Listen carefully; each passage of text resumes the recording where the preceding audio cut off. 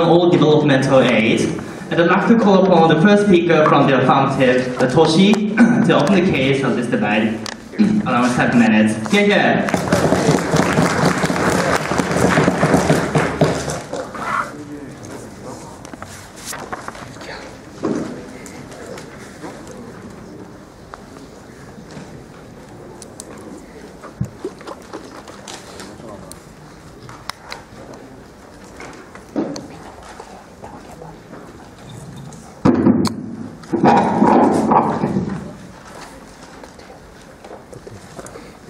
Ladies and gentlemen, development aid has been created and done throughout the decades to help countries develop and become a prosperous nation. But the problem with the development aid, especially the ones done by countries, is the fact that those aid has very little accountability to make sure they work and help the people on the ground. And it is often utilized to serve national interests, whether it's their own or the country, to serve the coffers of dictators and evil politicians. We believe that development aid is ineffective and actually counterproductive to the development of these countries. We believe that it's much better that private development, private investments, as well as private charities involved in those development work is much better, and therefore we beg to propose.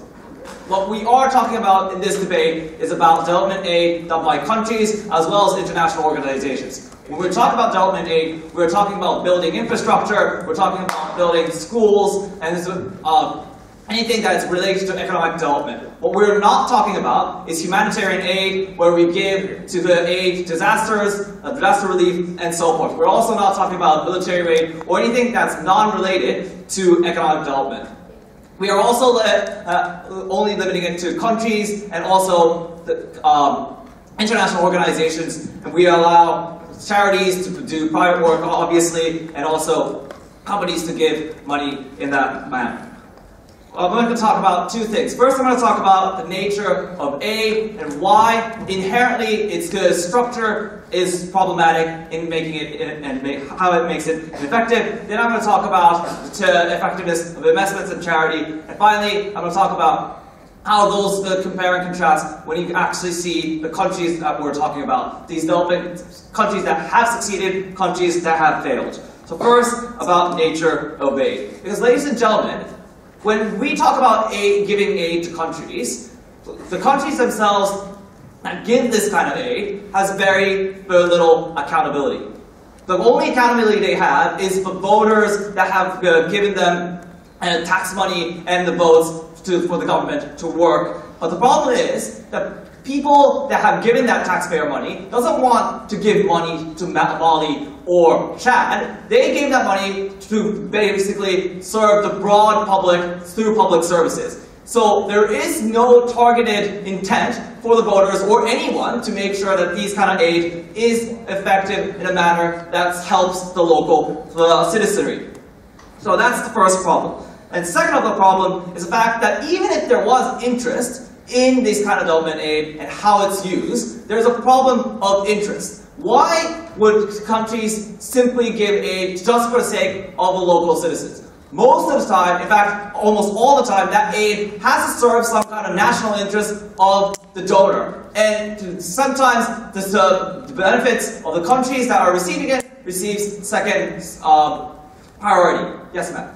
You have to tell us why interest is generally a bad thing and why private companies don't have interest. We're not saying interests are bad, we're just saying that interests are not aligned and it's not for development, purely for the development of those countries. Now, we admit that some governments do have that kind of intent. The problem is the voters don't share it, and it does not guarantee that that intent stays that way. Governments change, the political landscape changes, and those money could simply just go away again. Now, also the problem of transparency exists. So when they give this kind of money, usually they give it in some kind of services. They don't just give money to some one and expect that money to be used properly. So when they do that, it makes it very difficult to keep track of where that money, how that money was used, and so forth. So, for example, when money is used to build roads and bridges, those money has to be used and to pay either local service construction workers or to serve contractors in own countries. Either way, these kind of indirect methods makes it hard to track this money to make sure that money gets used effectively. So what does that lack of accountability, lack of interest, all those things create? That is the ineffectiveness in itself, ladies and gentlemen. So if there is no interest to make sure that these countries make the investments work well, then obviously there is no problem failing. There is no incentive to make sure that they succeed and actually make a difference. Especially when it comes to development aid, when these effects take very, very long time, 10 if not 20 years for those economic development to actually flourish, then there is no way that people or anyone can keep track, and therefore even if the investment completely goes wasted on corruption or just the bridges fell after they have made that investment, no one takes punishment, no one is given accountability on those failures. And we believe that that makes gives no incentive for the government of recipients or the donor countries to make sure it works. And furthermore, we believe that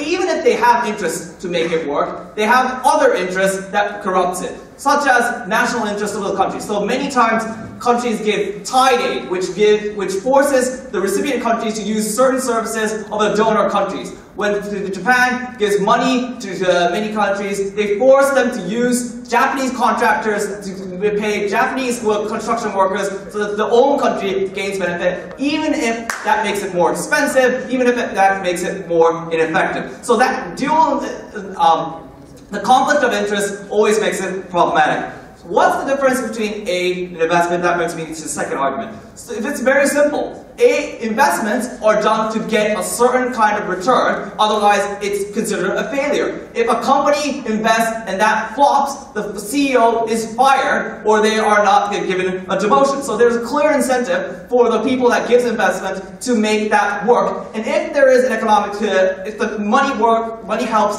to invest and create factories that work, then they can be sustainable and can create jobs in the long term that helps the people rather than just giving a road that no one uses. Furthermore, charity has a direct and only intent to help those people, and therefore there's not corrupted by national interest that makes it difficult for those countries to keep track and have a proper accountability. Ladies and gentlemen, we do accept that aid might sound nice, but the fact of the matter is, those things, the inherent conditions of aid makes it ineffective, and therefore we propose. Thank you. Thank you for your remarks. I'd like to invite the first speaker from the negative side to open the case of negative, around 7 minutes. Here.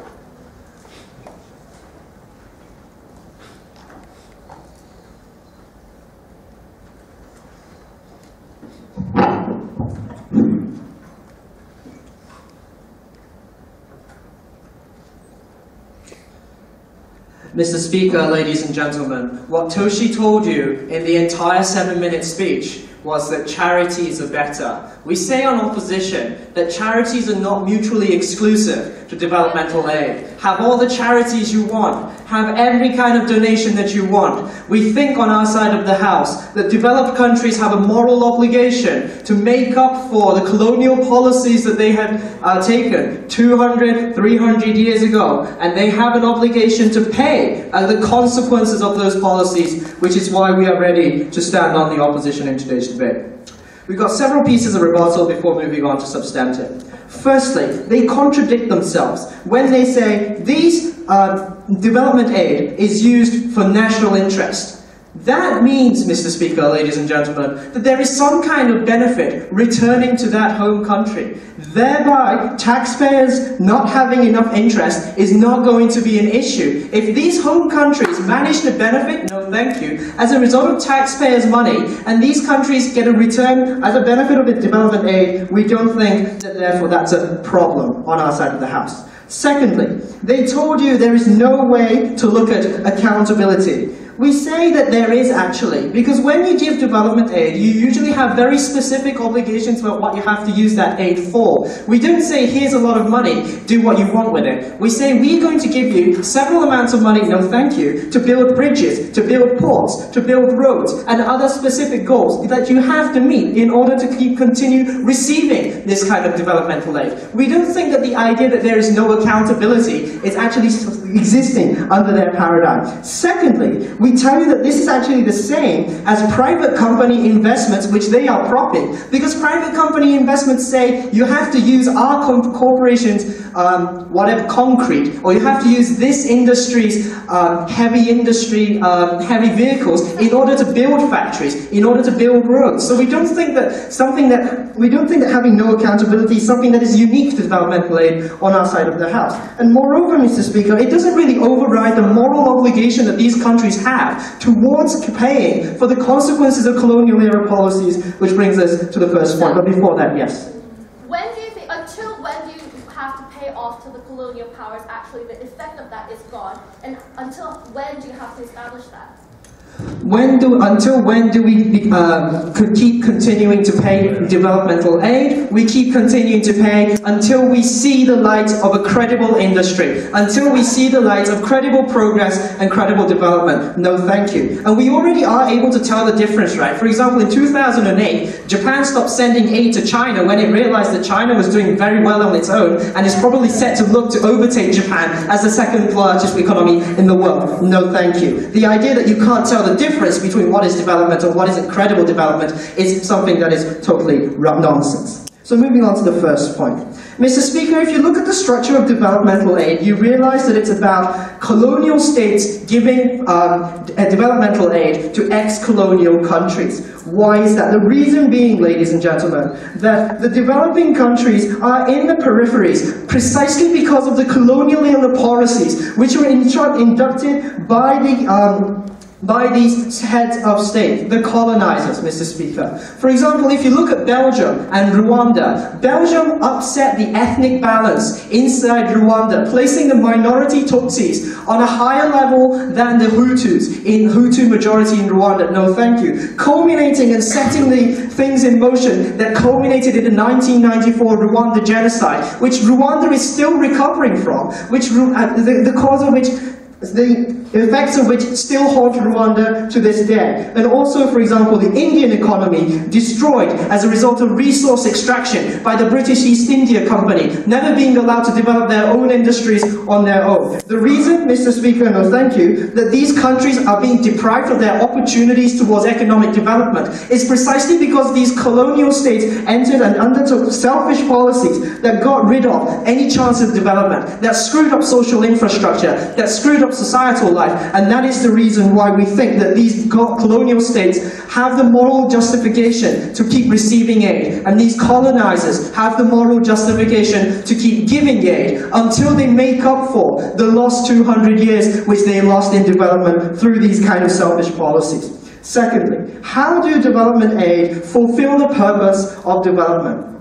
We've already told you in the refutation that developmental aid sets to set goals into what that money is used for. When we tell you to build bridges and we tell you to build ports, we tell that for a reason, right? The reason why we want ports, we want roads, and we want electricity and we want plumbing is that it builds investor confidence. Nobody is going to build industry in countries where you cannot export or where you don't have the ability to transport your goods. It's not just a case of building a factory. You need to build a road that you can then take your factory wares and products out into the open. And then you need a port to be able to export that stuff, to be able to trade with those stuff, Mr. Speaker. They seek to build industry. That means, Mr. Speaker, you need infrastructure, something that is never achieved on their side of the house when you cut down developmental aid. No, thank you.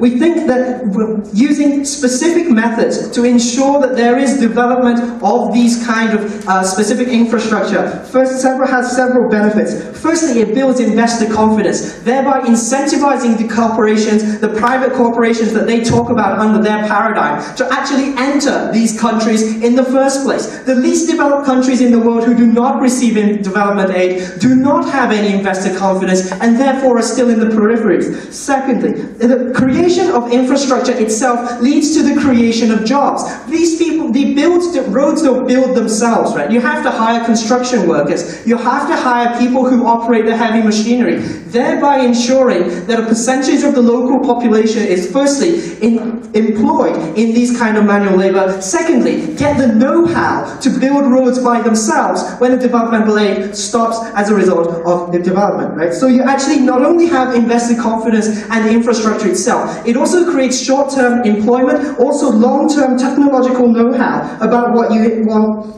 happening in these kind of countries. Mr. Speaker, what we told you from the opposition is that developmental aid is not mutually exclusive to charities and private investment. Moreover, states have a moral obligation to provide countries with developmental aid because of the policies that were enacted during the colonial era. We've already told you how specifically developmental aid fulfills the unique role in developing infrastructure that leads to investor confidence and ultimately development. We're very proud to oppose.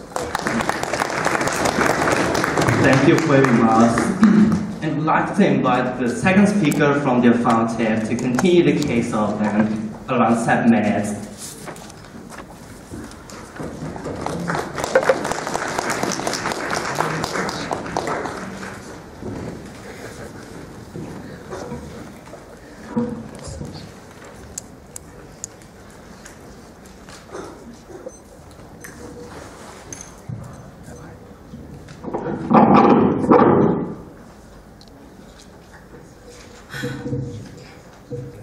Slide up. Don't worry.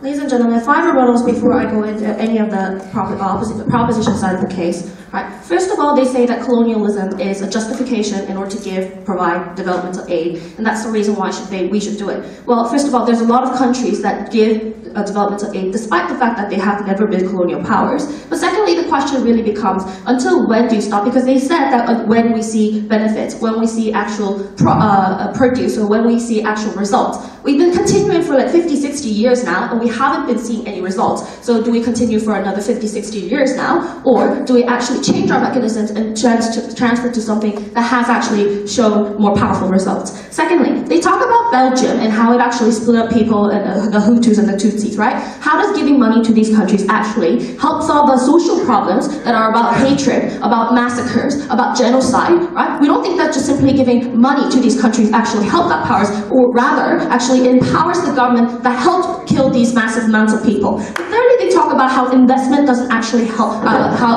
with infrastructure. We say that's actually contrary to the case, because investment has actually helped with infrastructure. Just look at the case with Indonesia, where Chevron went there, and to pump up oil, right, they not only built up oil fields and whatnot, but they also built roads to make that infrastructure. Right? But fourth of all, they talk about benefits in terms of charity giving and the benefits of, like aid donors, how actually the taxpayers get benefits, or these donor countries get benefits. That's exactly the problem, because the donor countries are getting benefits off of these countries that are not getting benefits, the recipient ones, right? If you have first of all, on 2 levels. First of all, if you're talking about taxpayer and the public who gives money to these people, if they had given money to the charities that they wanted to give it, like Doctors Without Borders or Red Cross, right? All of these kind of international institutions that are non-profit based and that are not about developmental aid, right? It may have helped these people more direct, and it may have pursued more individual interests, right? The things that I believe in as a principle. But secondly, on the second level, when you talk about aid donors, right? And you say that these countries are not actually, these countries are benefiting. We say that's a problem because these countries are actually controlling recipient countries and threatening these recipient countries in order to gain their own national interests, such as militaristic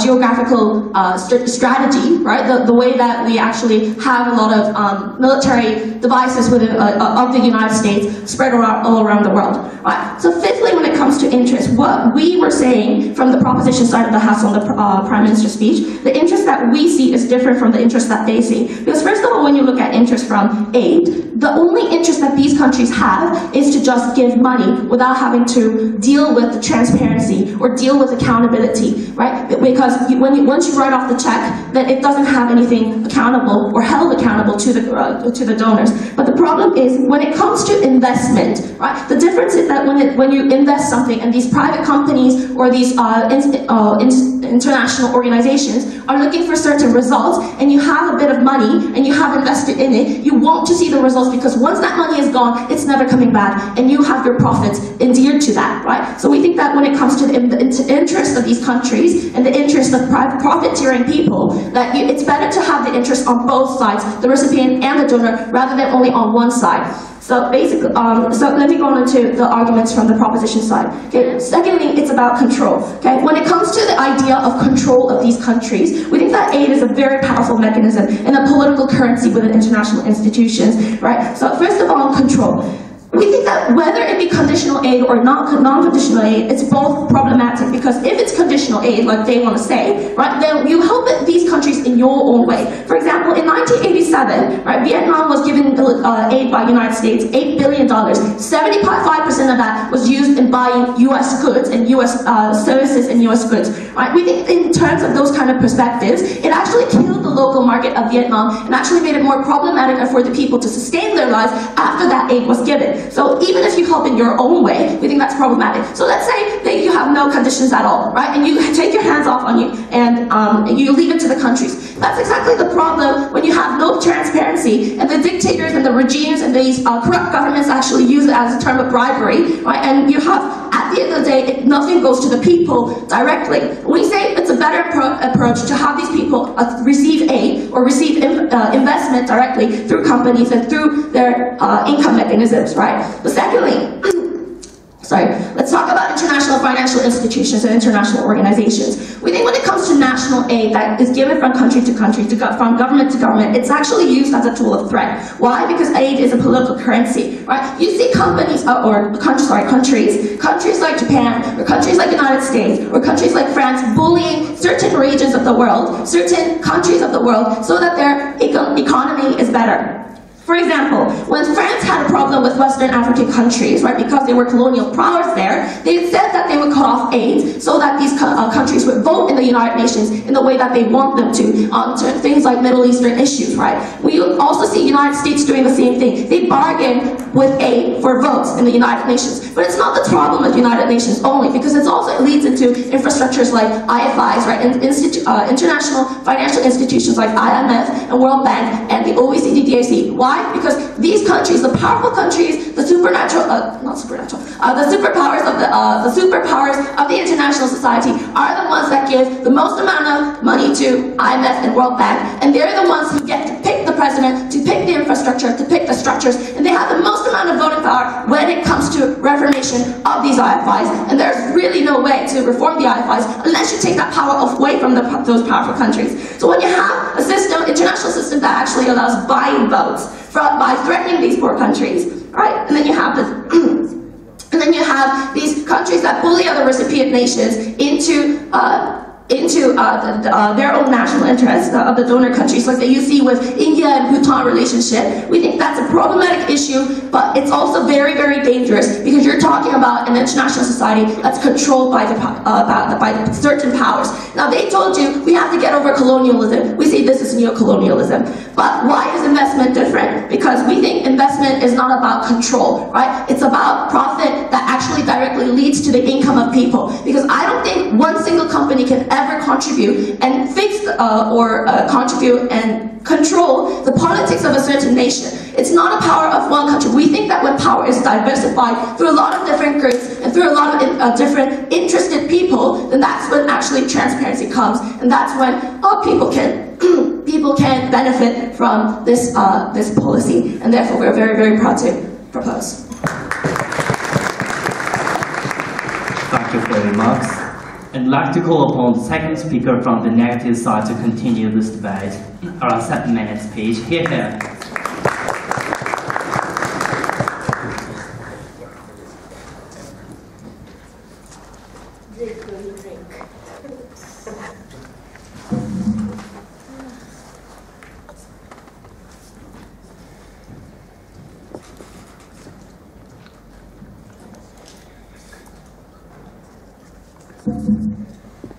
Ladies and gentlemen, this is something I always say during debates.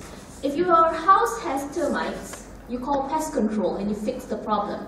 You don't burn the house down. And that's exactly what side government here is doing. A really extreme policy that they want to take due to several problems that they feel are structural problems. Structural problems that exist within the mechanisms they proposed and in fact becomes exacerbated by the mechanisms that they propose. Because essentially, the first and biggest problem that they have is in terms of accountability. They say once you give money, no one cares, and and that's the way it is. But in truth, we think that private companies generally have less accountability than national governments, because national governments have to answer to their taxpayers. National governments generally require reports given on the money given or money invested in different countries. So we think accountability exists much better in developmental aid. Then she talked about how long are you going to continue? 50, 60 years? We've been giving money for 50, 60 years. My first question is, who is we and where is this money going that you've been giving for 50, 60 years? Because we've given you concrete examples on where developmental aid actually fulfills goals and are actually transparent goals, where countries like Japan sees that China has developed and has seized aid, where again, Japan has seized developmental aid to Korea after giving them a whole bunch of it in the 1970s, where countries like Netherlands have stopped giving to Indonesia, and I'm going to talk about that Indonesia and Vietnam example again, where you actually see that there are viable formations of industry, thus you actually have a clear goal on when and how you stop developmental aid. Now she tells us that, Indonesia has a good example where a company comes in and build oil fields, conveniently forgetting the fact that you have other countries coming in and building the roads where you can get to those oil fields, building the infrastructure and the fact and the schools in order to help establish those industries that the companies are talking about. Then she talked about Vietnam, how it screwed up the Vietnam in the 1980s. And yet, interestingly, today, Vietnam is one of the biggest or one of the fastest developing economies of Southeast Asia due to the fact that it has achieved a certain level of infrastructure for it to continue progress with the industries that they have within the country. So finally, the idea that they have is that it's a new form of neo-colonialism. But we don't see a difference in that sense, because we think that a lot of the multinational companies that you want to invest in these countries do come from the more developed countries, that they do have their own specific interests that they pursue. In fact, their own specific interest becomes much more selfish because it's purely profit-driven. And we think that developmental aid in that sense does have accountability and time periods. So in that sense, we think that it is a better idea. So my first speaker has talked about the obligation of developed nation, and he's talked about the dynamics of how a lot of these countries do suffer from past colonial policies, from past interference, direct interference of conflict. He's talked about how the development aid really is the best tool in order for you to break the poverty cycle before countries can actually have investor confidence to come in, and that's something that they've never dealt with. Now I'm going to talk about why governments in this sense is actually the best provider of developmental financing versus private investment. Before I move on, yes, Toshi. Aid's been given to many, many countries in Africa for like decades, despite the fact they haven't developed any kind of confidence in these institutions. When is this aid going to actually create the confidence needed for development to happen on its own. Alright, these many countries in Africa need to give me a name that has, so that I can agree with you. I will instead give you examples where Uganda has been using money given from the Netherlands and Sweden in order to develop their schools, where Botswana has used developmental aid in order to prop up the tourism industry by money given to them from the United States and from France. So we have examples of countries that does use it. So it's not enough for you to throw to me and say, oh, Africa's failing, but that's because, you know, we're worried about that. We have more examples of successful countries. We have examples of all the East Asian miracles like Taiwan, Korea, Japan, which all developed based upon developmental aid given from the United States. So for every example that you've given me, you have to show me why the system as a whole has failed versus several examples of structural problems. Now let's look at why we think government really still is the best provider of developmental financing. One is because of the issues of conflict that exist in a lot of these developing countries. Not only for the fact that there are colonial legacies from these countries, but there are also developed countries directly involved in areas such as America, in Iraq, in Afghanistan. The direct involvement of them in this conflict creates responsibility for them to reconstitute the country. Not only that, because of conflict in areas or in other countries, for example, like Kenya or countries like Somalia, there are not many companies who are willing to go in and develop or finance these countries. So we think that it's important, or it's actually the most capable.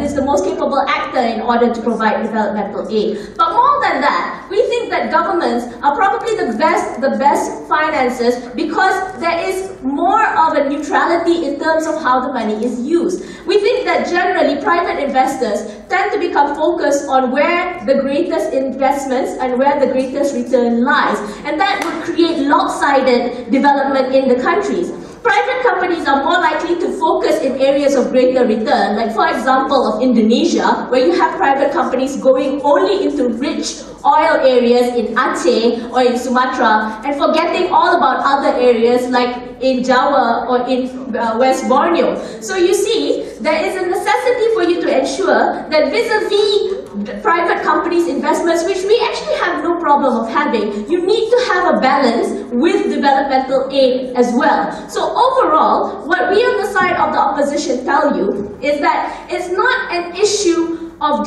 getting rid of developmental aid altogether, because we think that's an extreme act for problems that needs to be fixed or could be fixed in the structural problem. We've given you a reason why there's actually a moral obligation for countries to give developmental aid. We've given you why it creates or helps break the poverty cycle, which also leads to the building of industries, which leads to the building of a middle class that can help prop up governments or create a more robust democratic structure. And we've given you why we think that governments, in a sense, provides better development financing than private industries. We are proud to oppose.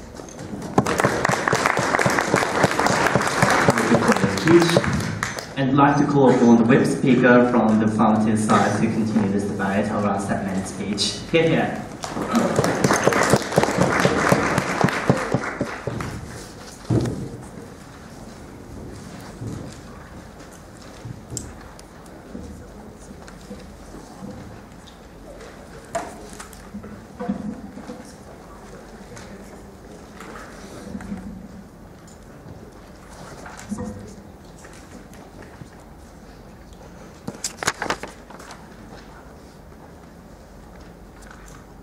Mr. Speaker, it's extremely interesting how the rest of the House have shown you examples of these few years of Sudan or other nations having these developments. But we were having developing aids for nearly 40 or 50 years in the progress of giving this.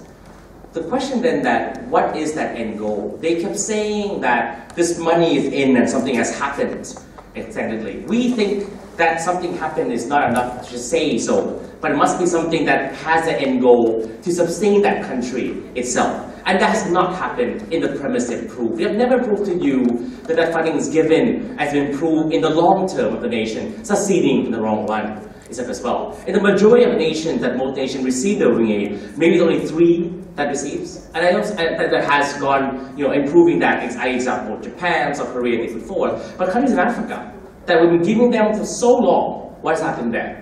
We see no progress as much. They keep saying infrastructure happened, a school is created, but where are the human capital that are in those schools?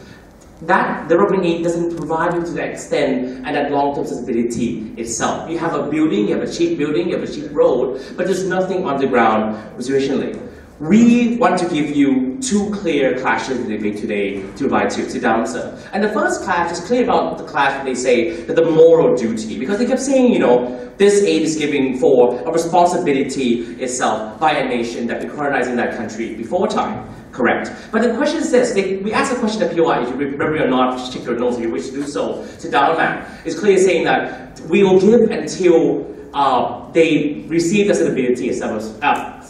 There's no timeline, there's no end goal, there's no clear cut at that moment. We shall give until it shall come one day. The problem is that that's not effective. That's not enough to say to do so. Because we have shown you explanation that your money that sinks in had made those people mentality different, had made it more convenient for them and not to fight for development or change per se. We have shown that they have not responded itself. But they say, it's down back, they say that, oh, well, we've done so many bad things to these countries. Parliamentary issues have, we have all these problems with different races in the country, genocide, all these things we have happened. Let's pay them back. Wow, so you have a moral high ground, you're paying them back for mistakes you did in the past. And situationally, you're putting headcounts and money in that situation. How is that giving respect and a moral high ground to that nation receiving the cash in the first place? But not even that, let's go further, right? Because you're saying, well, it's conditional because they can even follow up and catch up with these improvements. Wow, so you're telling them what to do as well with their own country, their own sovereign land, using the money, you're forcing them to do it themselves. How is all this moral duty that you represent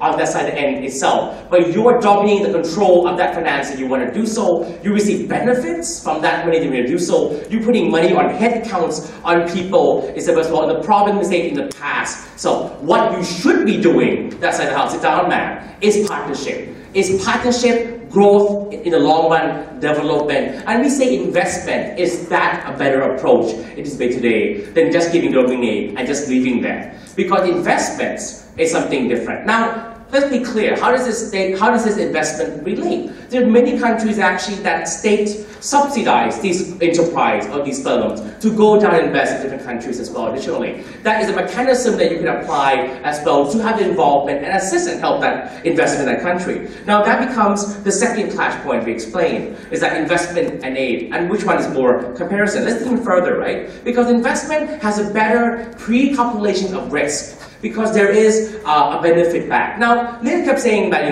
countries are more accountable than investments or even companies as well. We don't actually agree, because investment in a corporation does have an infrastructure and process system to be accountable additionally. Example, the board, the stock, the owners. And these owners are not only in one country, these owners are outside of the downline in a lot more larger than in that context. But even that, the law. Because the law still covers and respects these countries as well. Don't forget that in some countries in the US, companies there must follow the law in the original US, in the US, additionally with laws in that country that they're also in as well. So there are multiple levels of accountability protecting that. I mean the board, the team, the stock, the owner, etc. And even the law per se, it's a balancer. That's why we say accountability is still existing itself. But let's say further, she kept saying, well, how about these companies would never invest in poor or things that are not bringing back? We deny, because we don't think so. Because surely these companies want to do business. Let's be clear. Business is a partnership between the country and multiple people. The people, the local people in that location, the government body, having employment, etc. So they have to be able to really connect with these multiple actors per se to build a positive engagement with these people. If they can be able to create a factory and an infrastructure per se. Now she kept saying, wow, well, they will make roads, etc. Well, they would, because they need roads to get the factory going in the first place. They need electricity. That's why when they partner with the government to help construct those things, it's much more beneficial by both parties. Yes? Businesses have to take into account operational risk, right? So what is the incentive for these businesses to go into least developed countries which have so underdeveloped infrastructure, has such a destabilized society that there is a high risk of failure of these investments? Okay, but also don't forget that that also is an emerging market as well, additionally. So that risk is a covenant potential, right? That's one thing. But second thing is that I kept saying that if the state that you said a moral duty in your world that presented today, you could actually inject subsidies money into these companies to help growth in those companies, in those countries, additionally, if you wish to do so. We also say this, is that these companies, don't forget my friends, have charities. They're very much responsible in constructing and helping other people. So I mean, not only having profit economy growth, additionally, that we see clearly coming out. Because when you invest economy, there's an end goal and end game to improve that country situation also. If a company failed, what happened? There's a competition. There's other companies that can be able to take care and also help that economy additionally. These companies have charities to help on other issues, etc. Chevron, all the oil gas companies, has many charities doing education, etc. Like that. So we see, what is the debate today at the end, right? If you're a leader in a country that you have received development aid for so long, what has happened? Some schools has popped up, some roads have been created. There's no human capital. There's no real improvement in the long run. Your country is still developing at the end of the day, and nothing has happened. What has happened though? They receive the benefits, as we say. They receive the nice glory. They use everything at all. But these countries are the same. 50 years of developing aid, nothing has long-term sustainable itself. We say it's time to stop it. Let's do investment, let's partner with them, let's help them, let's go together as a country together. Thank you. Thank you for your remarks. I'd like to call upon the opposition whip speaker to continue this debate around 7 minutes each. Here.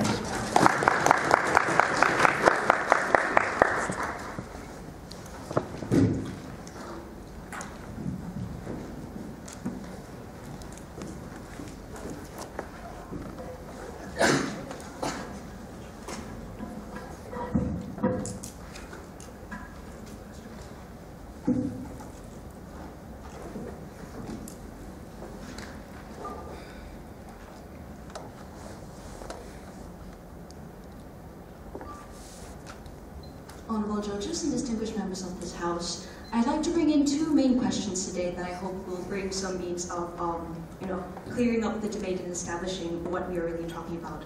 First is, how do we actually achieve a self-sustaining nation? Will it be this commercial investment itself, or these other forms of aid? Will it be sufficient, or will it actually be, as we on the opposition side have been telling you, a culmination of these two? Because again, this proposal is of course not mutually exclusive. Second is the question of, is there actually an obligation for these nations to help these countries develop and to actually receive this development aid, which hasn't really been, I like to find it hasn't really been refuted by the proposition side. But first into our, the idea of how to achieve a self-sustaining nation. So the main arguments actually that the proposition side have brought to us are things like problems of accountability, things like conflict of interest, the idea of how harmful the development aid is because they use it as a means of control, by buying votes and things like that. But you have to, we have already, as we have been telling you from the very beginning about, for example, this problem of accountability. In fact, development aid itself has more accountability. Please remember what our second speaker has mentioned to you. Private companies, maybe their main, the main people who they have to be accountable are only their employees. But think about what the development aid actually has to involve. It is about the relationship of the nation as a whole. It has to be accountable to the taxpayers, to these governments, these citizens, maybe even the media organizations within that society. We think that it's actually a more transparent means of choice, a more transparent ability, later please, of checks and balances that are available within this development aid, as opposed to a private organization that is going in to invest on what it wants to invest. So, about this idea again of then the conflict of interest, they're telling us that it is bad because development aid is it is actually a post-colonial relationship thing. It's an extension of this relationship where you can buy votes based on a little bit later on how much money you have. But if this is the case, if this is the relationship of a stronger country over a weaker country, it is not unique to development aid. You have to remember, all humanitarian aid, military aid, all of these different kinds of aid, they say they want to continue and they want to accept, is still available to being used by these structural problems. So it is not a unique fault of development aid. Their argument does not stand. Just a little bit later, please. Hold on. And now, they've explained to us the idea about how an investment, a private investment, will actually be in the end more beneficial. Because, these companies are profit-seeking, sure, they're good companies though. They have social responsibility within them. But when you think about, as opposed to development aid, don't forget what the first speaker has told us, which a development aid which actually raises the overall economic prosperity of a country. We think that development aid, as opposed to private investment, which has a more subjective and a very unique goal to only enforce its own profits, will actually be more beneficial and will actually have less of a conflict of interest to the country as a whole.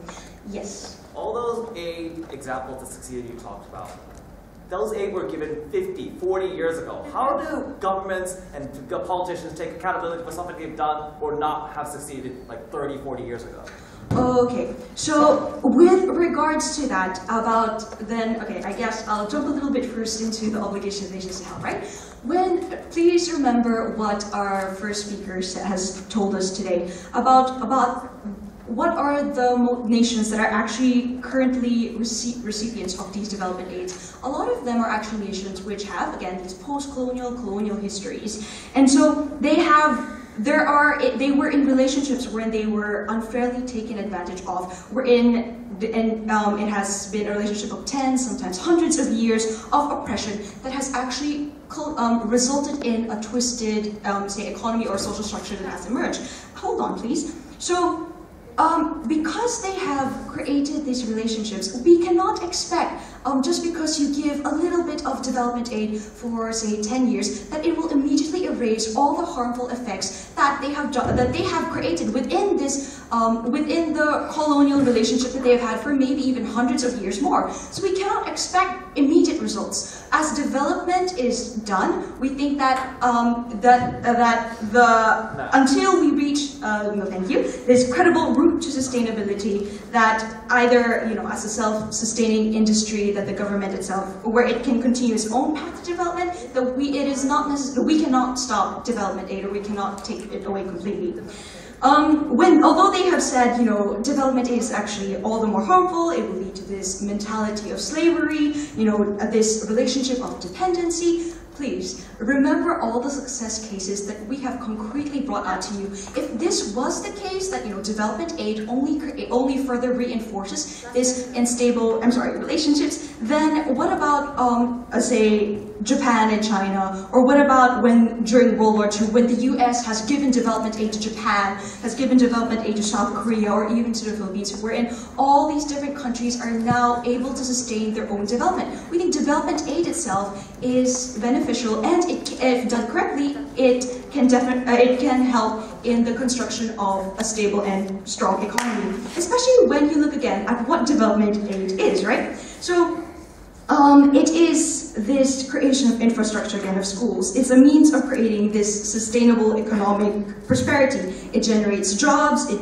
creates income, and please remember about all their alternatives, about private investments and these companies. Again, how do these companies decide about where to invest? What countries are attracted to invest? It is thanks to development aid that has actually generated this interest into the country itself. It is in the creation of all these electric companies, of these ports, of these different roads, that has actually generated this means of development that they want to focus on solely. So we think that this again is not a mutually exclusive relationship, but it can be a relationship that can foster each other and can improve each other. And through the proper use of development aid, we can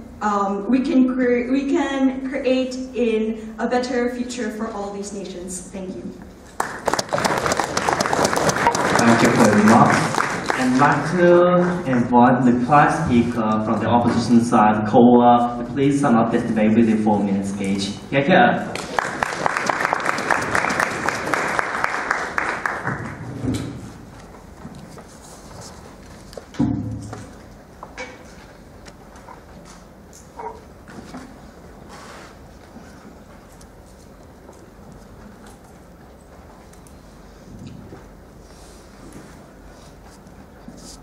Again, the only thing that came out of the proposition in their entire 21 plus minutes of speeches is the idea that investments and charities are better, to which we replied they're not mutually exclusive. We've yet to hear an engagement from that side of the House. As we've told you about the unique role of development aid in contemporary society, and also shown you the unique moral justification behind the continued issue of aid, we believe we have taken this route. 3 criteria in today's debate. Firstly, the moral justification of developmental aid. Secondly, the workability of developmental aid. Thirdly, the idea of investments that they want to talk about. Moving on to the first point. We never really got clear engagement from the proposition on the idea of the moral justification behind the issuing of developmental aid.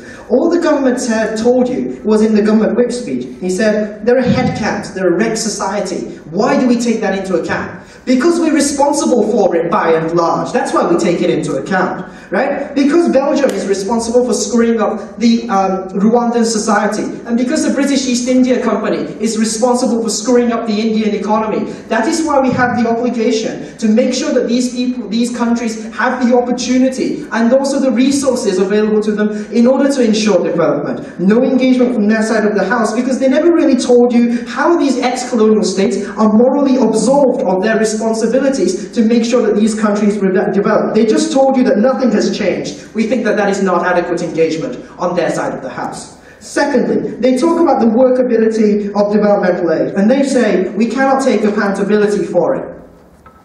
Mr. Speaker, the fact that there are examples of success as well as examples of failure largely tell you that the system itself is not flawed. It's just a case of the individual governments which have fault, right? The Democratic Republic of Congo's government might be corrupt. Japanese governments might have been democratically accountable to the public, right? The position of the donor's government is not a reason to deny the moral justification behind taking that proposal. Secondly, we've clearly told you the context in which developmental aid can work and can be useful. We've already told you about how we have specific objectives for the use of developmental aid. We don't just chuck money at them. We chuck money at them and say, build bridges with this, or build roads with this, or build docks with this. No engagement from their side of the House about why this is less accountable than the private investments which are so intransparent under their paradigm, bringing us to the point about investments.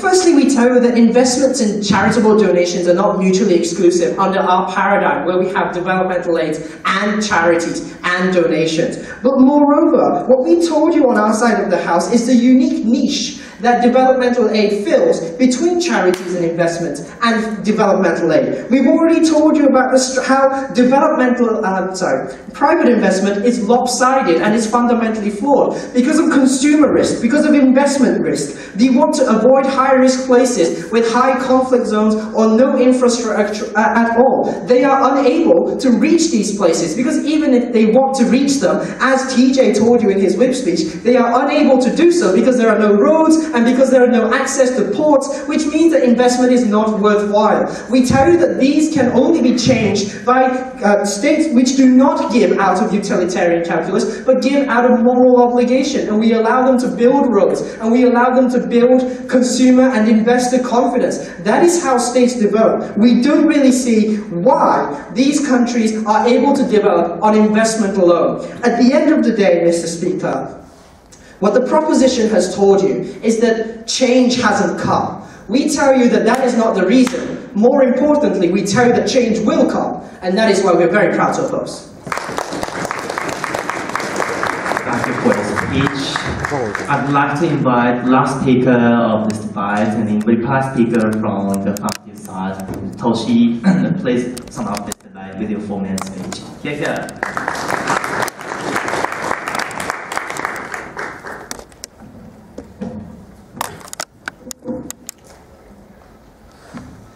ladies and gentlemen, the 21 minute we've gotten from the opposition side about how it's moral to just throw money at the problem, or how we should just keep paying it because it somehow helps, and they've just given examples without telling us the causal reason why that aid resulted in the development in the first place. Two things I'm going to talk about. First, effectiveness, and second, about the harms that are completely neglected to mention about. So about effectiveness, because in the end, even if it's a moral obligation to pay that kind of reparations or money to these countries, if it doesn't help the root cause of development, then there is no point in giving that money, and we believe that we have proof that why it's ineffective.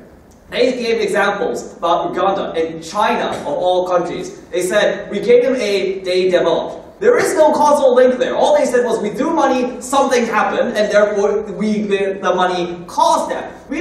Despite the fact that they've been given 40 years and nothing happened, right? It's only the last several years. All those examples that were given were the result of a several year of development aid somehow doing something, forgetting that they've been giving that for the last 4 decades. So we believe that there is no causal link or explanations on why that worked. All those talk about how infrastructure created jobs just doesn't have any kind of empirical evidence. Then I told you about why there's a structural problem with the development aid. First, about the interest, right? Like, voters don't care about how development aid is used. Like, most people in this room have no idea what the Japanese government is doing in Aceh, or what are the Japanese government doing in other countries to develop those countries, because they just don't care about where the money goes or how it's used. So how are you going to make sure that that money they talked about do go into impoverished areas instead of money that goes into the pockets of those governments? There is no accountability there. If there is no interest by the voters, then the politicians don't give a damn. And even if they do have interest in serving the local citizenry, there's a time frame problem, right? Like, they talk about how this money somehow, in the end, in 10, 15 years, is going to result in some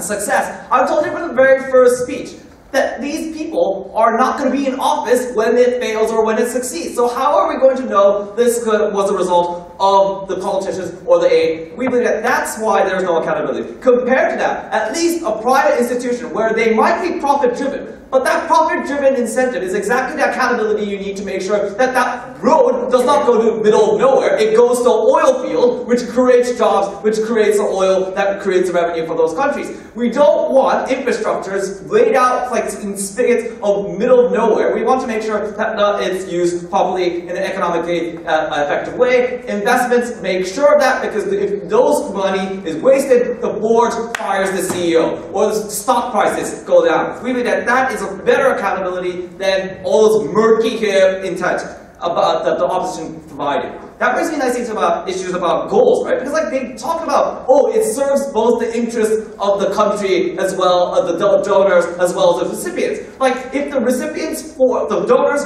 force the country to serve like factories or make construction based on like people from Japan or people from the United States, then it doesn't serve the public. And if it only serves the local citizenry, well then it doesn't serve the country's interests. So like there is a dual mandate and it's impossible to balance, and therefore it makes it ineffective. Finally, about the harms, because they said like, oh, neocolonialism is such a problem, therefore we should repay them. Well, the entire aid creates that structure of neocolonialism that they oppose, the fact that they have to be forced to vote on the side of the United States or China because they've given aid. That is the colonial past that they're trying to recreate. Then we don't think that repays any kind of moral obligations that those developed countries have created in their colonial past. That is why we beg to propose. Thank you very much. Now all speeches are over. Thank you for your cooperation. Please give your applause towards all 6 great debaters.